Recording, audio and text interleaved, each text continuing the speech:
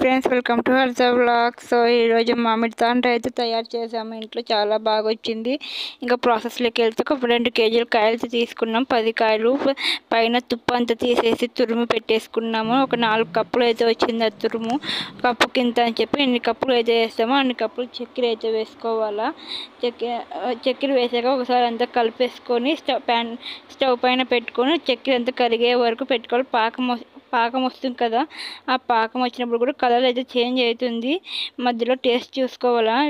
పులుపు ఎక్కువ ఉంది కాబట్టి సో ఇంకా మేము ఇక్కడ కారం అయితే వేసాము. ఒక 2 టేబుల్ స్పూన్స్ కారము, 1 టేబుల్ స్పూన్ మిరియాల పొడి వేసి అంతా కలిపేసాము. సో పాకం వచ్చేసరికి కలర్ అయితే మారిపోయింది. మళ్ళీ లాస్ట్లో కలర్ రావడానికి అయితే ఒక 1/2 టేబుల్ స్పూన్ కలర్ అయితే వేసాము, ఫుడ్ కలరు. సో ఇంకా అయిపోతాని ప్లేట్కి నెయ్యి రాసేసి ప్లేట్లో అయితే వేసేసాము. టేస్ట్ అయితే సూపర్గా ఉంది. మీరు కూడా ట్రై